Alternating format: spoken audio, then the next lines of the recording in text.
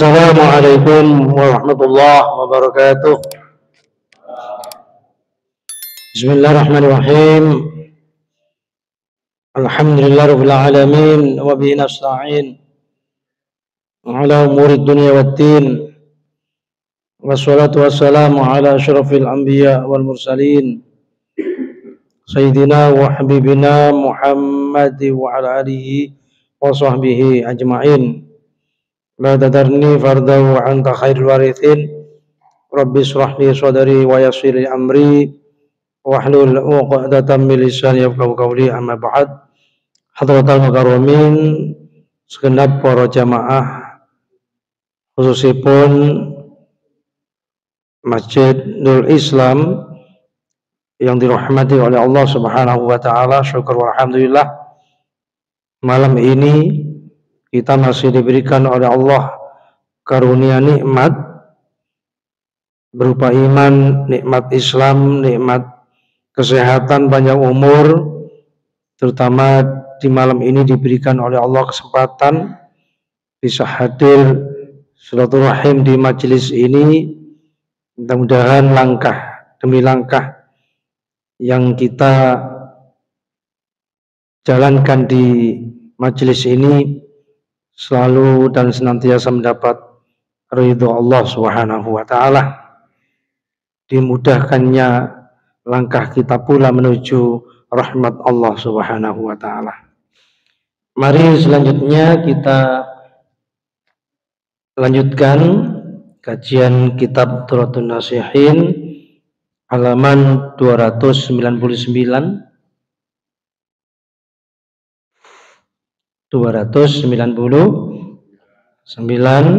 juz 3. Bismillahirrahmanirrahim. Kata Anas bin Malik bahwa orang-orang beriman itu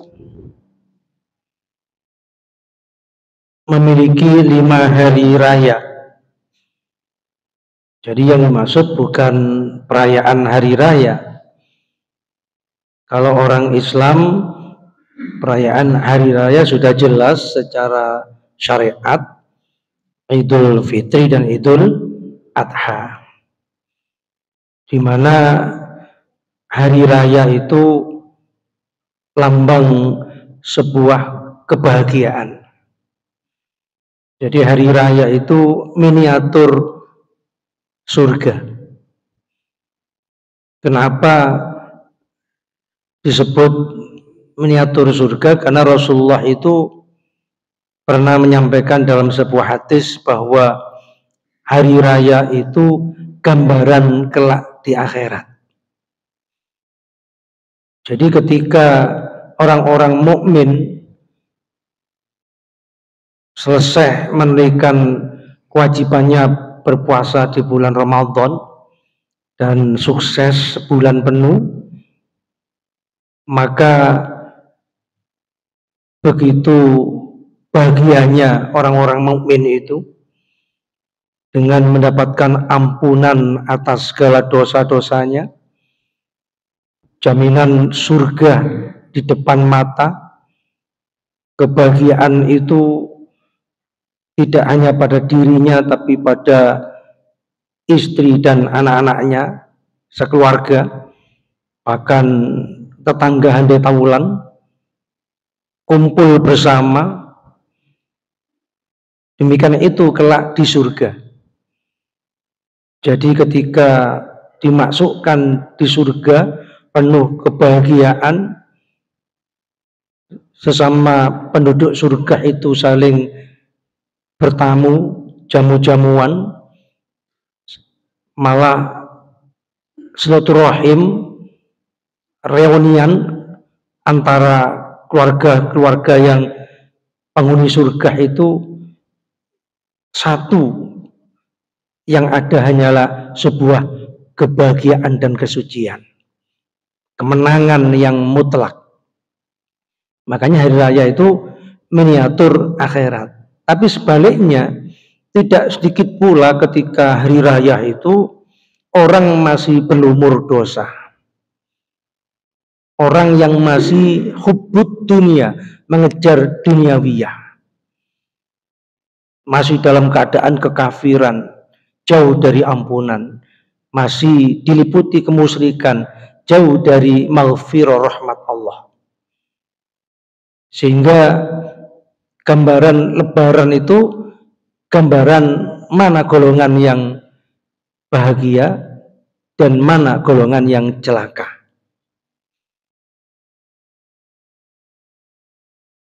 Nah, di sini diterangkan kata Anas bin Malik bahwa orang-orang yang beriman itu mempunyai 5 hari raya.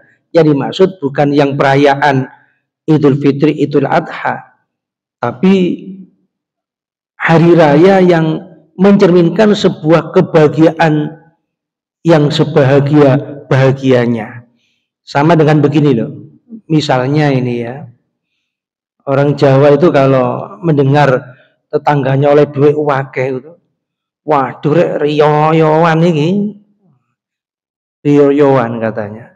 Jadi misalnya Abah Jalil oleh landasan gitu ya, pabrik payu miliaran gitu, dikojlok teman, waduh riyoyoan temen lagi, kan begitu.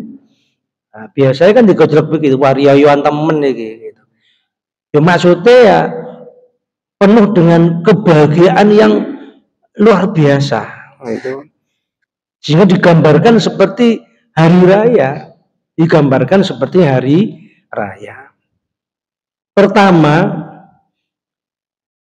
tiap hari seseorang itu berjalan melewati orang yang beriman dan tidak dicatat padanya suatu dosa. Itulah sesungguhnya lebaran, hari raya. Jadi kita berjumpa, bertemu lewat kapanpun, dimanapun, dengan seorang muslim, dengan orang yang beriman, tidak sampai kemudian menjadikan timbul dosa dengannya. Apakah itu ngerasani, apakah itu membuli, apakah itu mencaci, apakah itu menghina, apa itu menyakiti hatinya atau fisiknya, atau mengganggu dan lain sebagainya. Walhasil kita bertemu dengan seseorang yang pertemuan itu membawa dampak kebaikan, bukan keburukan. Itulah sesungguhnya riyoyo. Ya seperti hari ini misalnya, perjumpaan kita, pertemuan kita sama orang-orang yang beriman di majelis kajian ilmu seperti ini, lalu kemudian tidak sampai dicatat dosa oleh para malaikat karena tidak menimbulkan rasa sakit hati kepada yang lain. Karena kita itu kadang nggak sadar ucapan kita itu menyakitkan orang lain. Kadang pula gestur tubuh kita menyakitkan orang lain. Makanya Rasulullah itu saking hati-hatinya supaya gestur kita itu enggak menyakiti orang lain. Kalau kita bertiga, jangan berbicara berbisik dengan hanya berdua. Walaupun enggak ngapa-ngapain, yang ketiga itu tersinggung, ngapain dia bisik-bisik? Jangan-jangan pas ngerasani dia gitu. Walaupun tidak, sampai sebegitunya. Jadi demikian pula enggak sampai menyakiti dengan ucapan. Kadang kita itu tidak terasa menyakiti seseorang dengan ucapan kita. Sehingga kalau kita hari itu atau hari ini terbebas dari perbuatan dosa yang ditimbulkan oleh baik itu mata, telinga, mulut maupun hati kita, maka boleh dikata itu hari raya kita. Itu adalah kebahagiaan kita. Yang kedua adalah ketika hari di mana seseorang itu keluar dari dunia ini alias meninggal dunia dalam keadaan beriman, bersyahadat, dan selamat dari tipu daya setan, maka hari yang demikian itu boleh dikata adalah hari raya, lebaran orang mukmin. Jadi meninggal dunia dalam keadaan husnul khotimah, dalam keadaan masih memeluk agama Islam, dalam keadaan sedang berbuat kebaikan, dalam keadaan sedang bersyahadat, lalu dalam keadaan menang melawan tipu daya setan kepada manusia. Jadi menang dari tipu daya setan. Karena setan itu nggak mau manusia ini keluar dari dunia dalam keadaan iman. Di surat Yasin itu ada penjelasan dari surat Yasin itu, surat Yasin ayat 62 itu, walaqad adalla minkum jibillan katsira afalam takunu ta'qilun. Di situ disampaikan oleh Allah menggunakan lam taukid, qad juga taukid. Kalau diartikan bahasa Jawa, yakti temen. Kalau di bahasa Indonesia kan sungguh benar-benar. Setan itu menyesatkan di antara kalian sebagian besar, jibilang katsirah. Jadi sebagian besar. Jadi mayoritas itu manusia kalah dari iblis. Jadi mayoritas manusia ini tersesatkan, dan itu yang menyampaikan adalah Allah sendiri. Dan iblis itu bukan sembarang makhluk, ya. Para ulama berbeda pendapat. Ada sebagian ulama yang berpendapat iblis itu malaikat,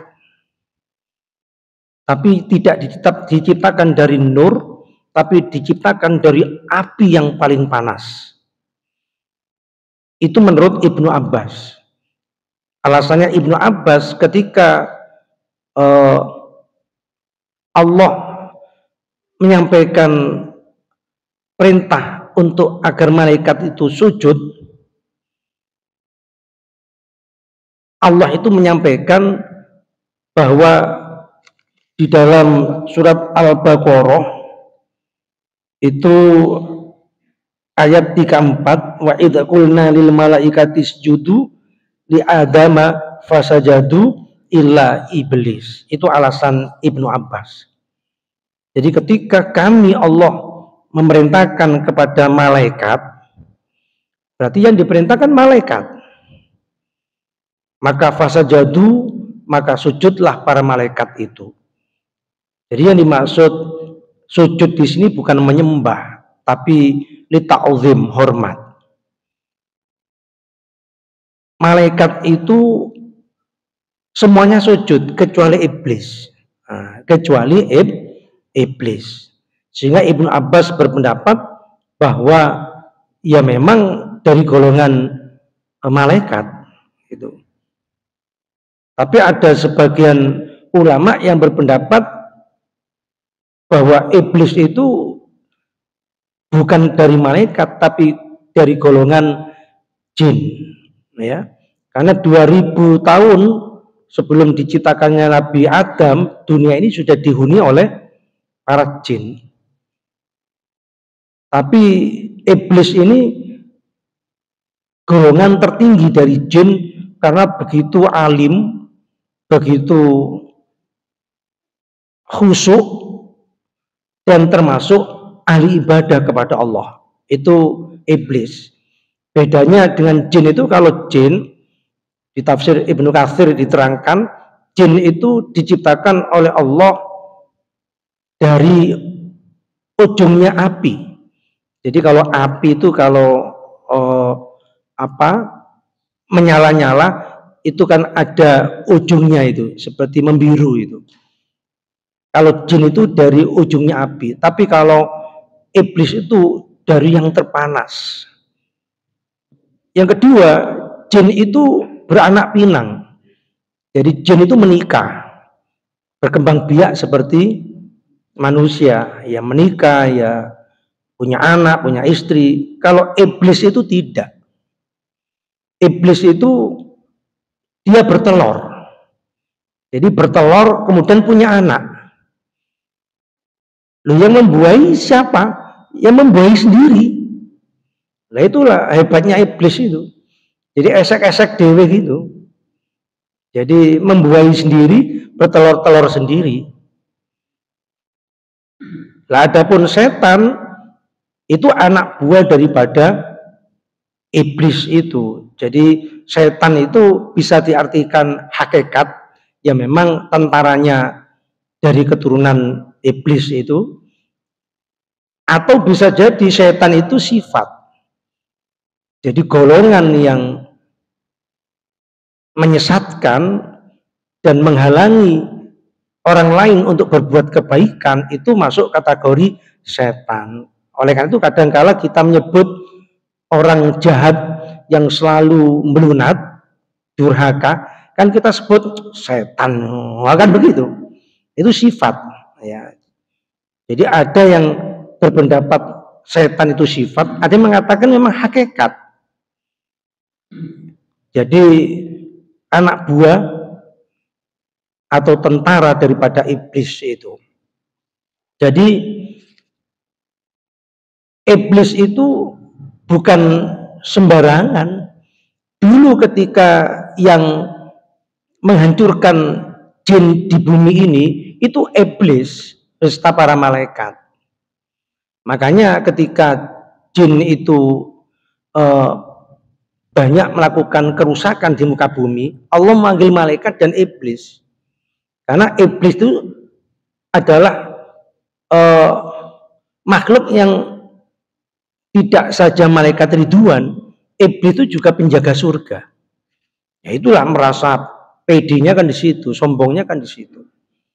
Makanya ketika iblis diturunkan dengan malaikat untuk membasmi jin, dan itu berhasil.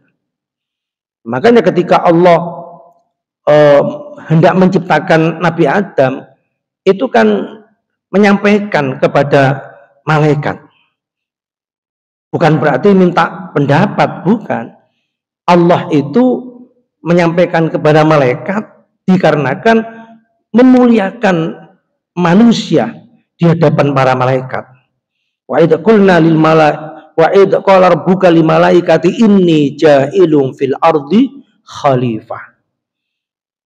Jadi mengapa kok disampaikan kepada malaikat? Allah ingin menunjukkan bahwa hendak menciptakan makhluk yang mulia di muka bumi ini. Khalifah itu sebagai pengganti atau bisa jadi memimpin atau yang memperbaiki atau yang menjadikan dunia ini dipelihara secara baik oleh khalifah itu. Dan itu berkembang biak tentunya oleh Nabi Adam beserta keturunannya. Sehingga ketika iblis, malaikat diperintahkan untuk sujud, iblis kan enggan, tak mau. Ya karena merasa di Al-Quran dikatakan di surat Al-Baqarah itu aba wastakbaro wa kana minal kafirin. Jadi iblis itu aba, membangkang, menolak, memberontak, ya, memberontak kepada Allah. Wastakbaro, dan berlaku sombong. Wa kana minal kafirin, dan dia golongan orang-orang kafir. Jadi iblis itu merasa dirinya lebih mulia karena memang lebih senior, iya. Kalau sudah di surga sebelum Nabi Adam, iya. Iblis apakah lebih pintar? Tidak. Wa 'allama Adabal asma.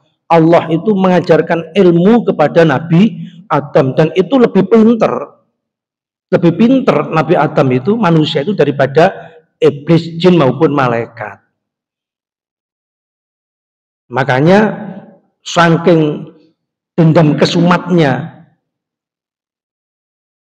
iblis kepada manusia, itu di surat Shad ayat 81-82 sampai mengatakan qala fabi izzatika la'ughwiyannahum ajmain.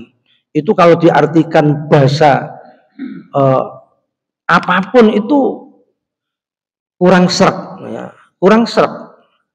Wong itu menggunakan taukid semua.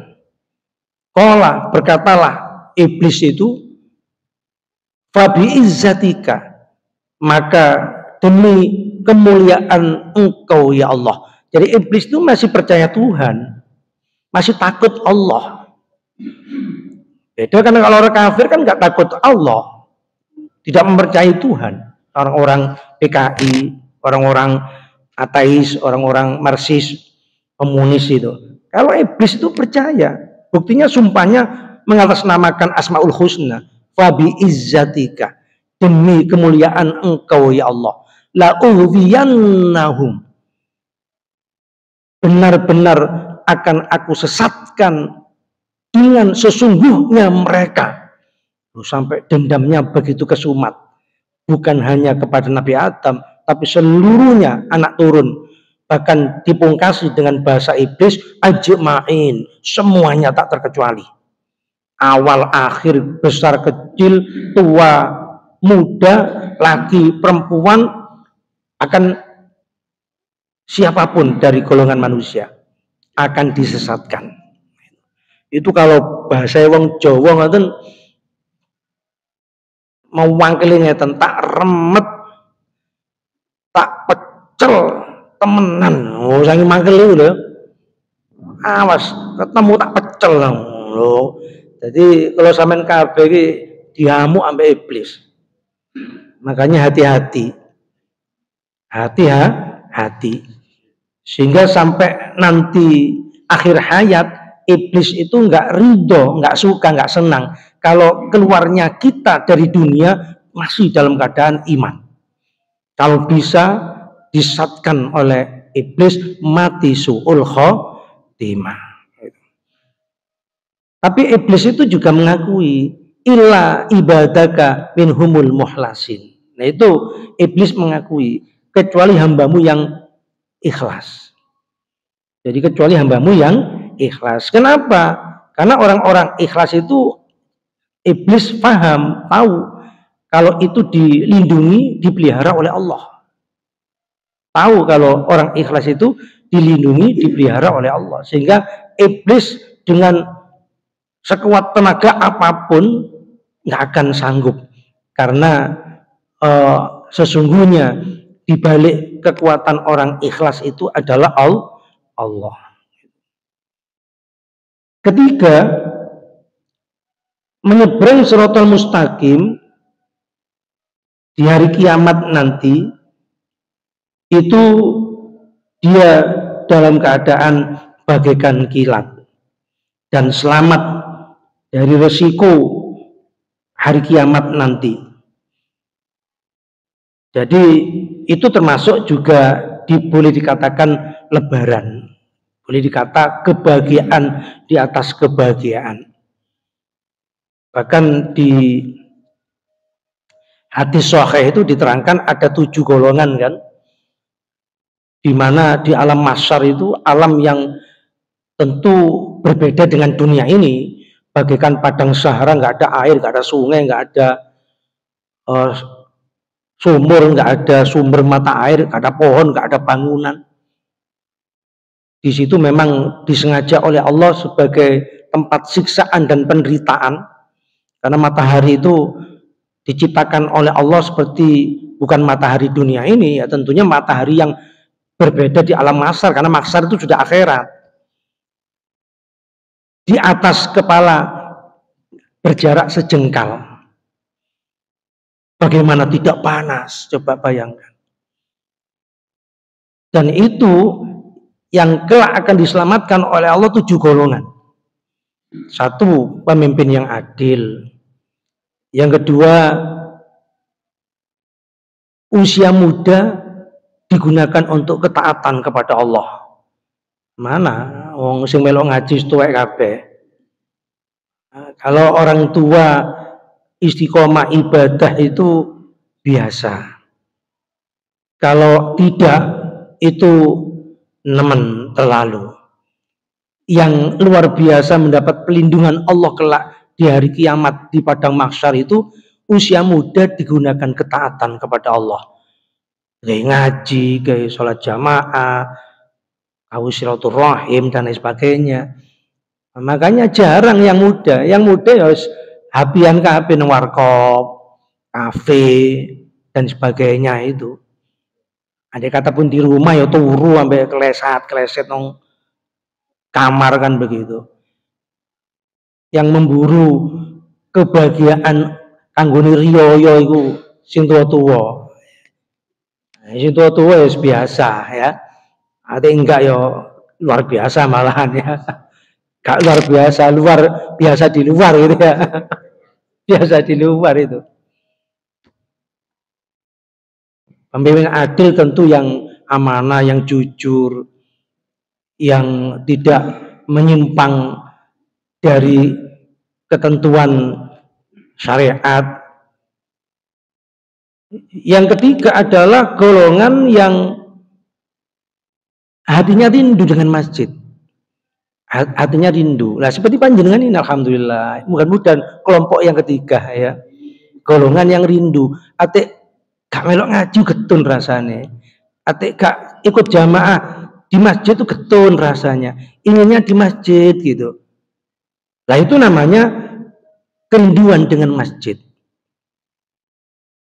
Maka kelak Allah akan melindungi di alam mahsyar. Allah akan melindungi kelak di hari kiamat. Yang keempat, persahabatan dilandasi dengan keimanan kepada Allah. Panjenengan lagi ngaji kok ono sanak familis, kok ono hubungan dulur, kita bertemu di tempat ini dikarenakan ikatan keimanan kepada Allah semata. Karena pertemanan kalau di luar keimanan itu hukumnya haram. Kekancan ate ambek wong suge-suge to. Pertemanan ate ambek wong pinter-pinter to. Ambek gus-gus, ambek habib-habib, ate ambek wong biasa gak gelem. Pertemanan ate ambek pejabat-pejabat. Ate ditamoni wong biasa iku waran-waran, Bu, apa turu ngono. Bareng ate sing nekani pejabat, gopo karepe dhewe. Nah, itu tidak seperti itu. Jadi didasari seneng karena Allah, tidak suka pun juga karena Allah. Makanya orang-orang mukmin persahabatan yang dilandasi dengan ketakwaan itu ya saling menasihati. Gak apa-apa kita saling menasihati, gak apa-apa. Asal dengan bijak, dengan baik kan begitu. Menyeberang siratal mustaqim ya. Itu 4. Nanti ada 7, ada 3 lagi ya Jumat depan ya. Kita lanjut ke 4 ini. Riyoyo itu di mana dia masuk ke dalam surga dalam keadaan selamat, tidak mampir neraka jahanam ya. Selamat dari neraka, karena orang mukmin ini dibagi 3. Masuk surga bighairi hisab. Tanpa hisab sudah masuk surga tanpa hisab. Kalau Nabi Rasul itu jelas jaminan. Yang kedua, masuk surga tapi dihisab dulu. Jadi dihisab, dinilai, ditimbang amalnya terlebih dahulu. Kalau dosanya kecil, lebih berat amal kesolehannya, ibadahnya, tentu selamat. Yang ketiga, itu golongan yang karena dosanya banyak, walaupun Islam, dosa besarnya banyak, belum taubat, lalu kemudian mati, terhitung dosa besarnya lebih besar berat daripada kebaikannya, lah ini mampir dulu ke neraka. Tapi kita jangan meremehkan, di neraka jahanam itu ada namanya lembah kesedihan. Namanya ada lembah kesedihan, al-hazn, lembah kesedihan. Sampai neraka jahanam itu loh, gak mau ditempati lembah kesedihan itu. Karena bisik. Di dalamnya itu banyak penghuni yang selalu menjerit-jerit, merintih-rintih, meratap-ratap. Sehingga neraka jahanam pun itu enggan. Kalau bisa jangan ditempatkan di tempatnya itu.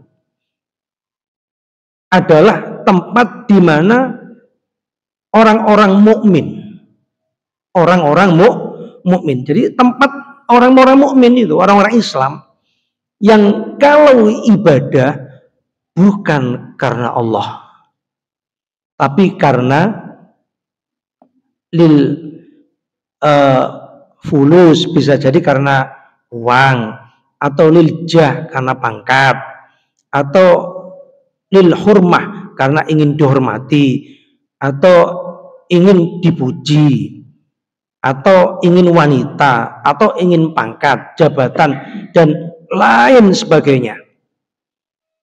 Sehingga yang didapat yaitu innamal a'malu niat. Semua tergantung niatnya. Kullu mri'in manawa. Segala sesuatu ya tergantung niatnya itu. Kalau niatnya wanita, yang didapat hanya wanita, di akhirat tidak. Yang didapat pangkat ya pangkat. Sodako, dermawan. Karena ada maunya. Karena niat untuk mencalonkan diri jadi DPR. Jadi pejabat. Sodako kesana kemari. Nah, niatan untuk agar didukung. Nah itu sudah niatan yang keliru. Niatan keliru. Bukan lillahi ta'ala, tapi liljah, karena pangkat. Kalau lillahi ta'ala itu karena ketaatan. Sehingga kalau karena ketaatan, nggak mungkin lah ketika nanti menjabat korupsi. Nggak mungkin. Karena Allah kok, karena ketaatan. Tapi kalau karena ketidaktaatan, karena untuk mencari kedudukan, mencari uang, harta, kekayaan, jadinya dia menyimpang. Kita mengenakan pakaian itu diperintahkan untuk lillahi ta'ala. Mengenakan pakaian itu karena perintah Allah nutup aurat. Makanya jangan berpakaian tujuannya untuk keren, gaya, biar dipuji, biar kelihatan mewah, keren, dan lain sebagainya.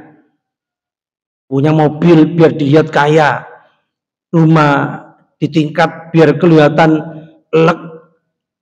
Semuanya itu di dunia, karena dunia. Makanya kalau seseorang itu mengenakan pakaian karena ini perintah Allah wajib, gak mungkin lah pakai you can see, rok mini, buka aurat, gak mungkin. Karena tujuannya pakaian beribadah, perintah Allah. Makan tujuannya menjalankan perintah Allah karena ikhtiar, agar nanti beraktivitas bisa memiliki kekuatan. Sehingga nggak mungkin lah kemudian cari makan yang haram. Lawang tujuannya ketaatan. Demikian pula kerja diniati untuk karena Allah. Lah kalau kerja diniati semata cari uang bukan karena Allah, akhirnya pokoknya duit lil fulus. Sehingga dengan cara apapun asal dapat diraih, timbangan dientet, di pasar bohong, belum dinyang wis dibilang diinyang, kulaane 1000 dibilang 5000, dan begitu seterusnya. Kebohongan demi kebohongan. Sampai sudah cantik, belum merasa cantik, harus operasi plastik. Nah, kalau orang itu dalam menjalani hidup ini karena demi ketaatan, gak mungkin menyimpang dari petunjuk Allah. Alif lam mim dzalikal kitabu la raiba fihi hudal lil muttaqin. Itu. Nah, makanya kalau kita jujur ditanya ya, berapa persen sih aktivitas kita semuanya demi Allah itu? Di doa iftitah kan ada inna sholati wa nusuki wa mahyaya wa mamati lillahi ta'ala kan. Apa lil jah, apa lil nas, apa lil mal, berapa persen? Kadang kita itu wis makan pokoknya enak, turu pokoknya nyenyak, pakaian pokoknya keren, kan gitu kadang kan. Kuliah, sekolah, karena ijazah, ujung-ujungnya untuk cari kerja, kan begitu kan. Nah, makanya harus hati-hati. Iblis itu tahu orang yang ikhlas semata karena Allah itu yang ditolong oleh Allah. Yang iblis sendiri nggak akan mampu memperdaya mereka. Tapi kalau nggak ikhlas karena tujuan-tujuan lain di luar Allah tadi, ya itu santapan iblis, ya santapan iblis. Jadi di neraka itu ada yang namanya lembah kesedihan khusus orang yang ibadahnya karena bukan karena Allah. Sehingga yang didapat apa? Hadisnya jelas kan? Mangkana hijratuhu ila dunya karena dunia, ya tentu yang didapatnya dunia. Kalau wanita yang dinikah ya wanita itu saja. Kalau ingin pujian ya pujian itu saja. Ya itu saja cuma. Akhirnya zong kosong. Malah oleh Allah dihukum di lembah kesedihan di neraka jahanam itu. Tapi kalau masuk surga tanpa seseorang itu melewati jahanam dulu, itulah lebaran. Kata sahabat Anas bin Malik. Yang keempat, masuk ke dalam surga, kelima ya, di mana bisa melihat Allah kelak di surga. Dan itu puncak-puncak kenikmatan, walaupun berbeda pendapat. Kalau menurut ahli sunnah wal jamaah, Allah itu bisa dilihat kelak ketika di surga. Tapi menurut Mu'tazilah, Allah itu tidak bisa terlihat walaupun kelak di surga. Itu menurut Mu'tazilah. Tapi kita kan ahli sunnah, bukan Mu'tazilah. Jadi kita punya keyakinan dan keimanan bahwa nanti pada saatnya nanti lebaran kita, puncak dari lebaran, dari sekian lebaran itu, manakala di surga kita bisa memandang akan zat Allah Subhanahu wa ta'ala. Ya tentu yang dijumpai Allah yang ibadahnya mukhlasin, ikhlas tadi itu. Kalau orang itu sombong ya, makanya baunya surga aja tidak menciumnya, apalagi bisa melihat Allah. Orang yang riak bagaimana akan melihat Allah, dia berada di tempat lembah kesedihan di neraka jahanam gitu. Jadi demikian 5 hal itu. Barangkali sebelum dilanjut ada yang menyampaikan pertanyaan, monggo. Nggih, monggo. Iya. Qarin itu ada sebagian ulama yang berpendapat itu malaikat. Ya, itu malaikat di luar Raqib Atid. Ya, di luar Raqib Atid. Tapi ada yang berpendapat itu jin. Tapi jin yang muslim, ya, jin yang muslim. Dan yang afdol, yang lebih sikoh kuat pendapat itu adalah jin. Bahkan ketika seseorang itu meninggal dunia, korin itu masih ada. Karena korin itu usianya kan lebih panjang dari manusianya itu sendiri. Sehingga ada yang berpendapat korinnya Nabi Muhammad saja masih hidup. Jadi korinnya Nabi Muhammad saja masih hidup. Makanya tidak sedikit orang yang korin itu kan teman sih, bahasa terjemahannya kan korin teman, pendamping. Jadi kita ini memang didampingi oleh diberikan pendamping oleh Allah dari golongan jin yang baik. Sehingga jikalau seseorang itu berbuat kebaikan, maka korin itu senang. Tapi kalau berbuat keburukan, tentunya korin yang baik itu tidak menyukai. Makanya seseorang terkadang contoh sendiri, saya itu mengalami, saya itu tidak pernah keliling desa Kedungasem, tidak pernah saya keliling desa Kedungasem itu. Tapi kata tetangga, sampean lo ben-bengi kok keliling dari gang ke gang. Loh, saya juga pernah keliling, sampean katanya begitu. Nah, bisa jadi bukan sayanya, bisa jadi itu korinnya. Atau istri saya itu ketika nyambangi saudaranya umroh di Sidoarjo, itu nesu murang-muring, sampai adekku ngono menengahe gak kondo. Loh kenapa? Sampai lo umroh menengahe. Loh kapan saya umroh? Loh sampai lo ketemu saya di sana, tak ubru melayu sampean, katanya begitu. Nah itu banyak cerita-cerita seperti itu. Itu bukan khodam, korin. Ya, jadi walaupun kita nanti meninggal dunia, korin itu masih ada. Bahkan di dalam penjelasan korinnya Nabi Muhammad saja itu ada kok. Lah kan ada yang baik, ada yang tidak. Tapi korinnya Nabi itu diislamkan semua, dibaikan semuanya. Tapi kalau kita korinnya itu ada yang baik dan ada yang tidak. Itu. Makanya itu saling tarik menarik. Sehingga kalau kita suatu ketika seakan ada bisikan yang mengarah kepada kejahatan, ya harus senantiasa waspada. Makanya disebut takwa itu kan waspada. Jangan-jangan itu korin yang menjadi bala tentara iblis itu yang memperdaya kita.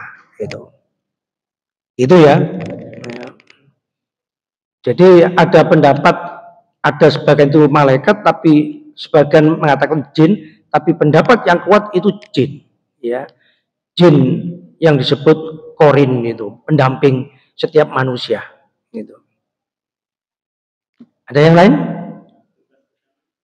Ya? Apa?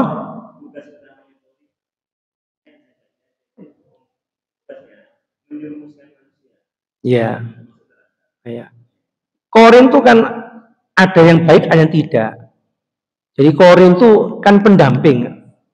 Jadi bukan iblis loh ya. Beda kalau iblis atau hawa nafsu. Nafsu pun juga ada 3 kan. Nafsu lawamah, nafsu amarah, nafsu mutmainnah. Yang mengajak untuk selalu berbuat dosa itu lawamah. Tapi kalau korin itu memang diberikan oleh Allah 2 pendamping, ada yang baik, ada yang tidak. Tapi korinnya Nabi itu sudah ditundukkan semuanya, ditundukkan menjadi golongan yang baik, termasuk para aulia itu mampu menundukkan para korinnya untuk berbuat kebaikan. Tapi kalau kita itu ya tidak, makanya harus pandai-pandai. Ada yang korin baik, ada yang tidak. Sehingga kalau kita berbuat kebaikan, korin kebaikan itu yang akan selalu menyemangati kita. Tapi kalau kita berbuat kesesatan, ya itulah korin yang tidak baik itu yang senantiasa seneng ya. Makanya selalu terjadi pertarungan dalam diri kita itu ya seperti akal dan hawa nafsu itu sendiri. Saya kira demikian ya. Oleh karena itu mudah-mudahan kita dalam kehidupan ini mampu menjaga diri, terutama dalam hal setiap niat di dalam ibadah ataupun aktivitas kita hendaknya kita dedikasikan untuk Allah, ikhlas semata karena Allah, sehingga tidak kemudian disesatkan oleh iblis. Mari kita tutup dengan doa majelis. Subhanakallahumma wa bihamdika asyhadu an la ilaha illa anta astaghfiruka wa atubu ilaik. Assalamualaikum warahmatullahi wabarakatuh.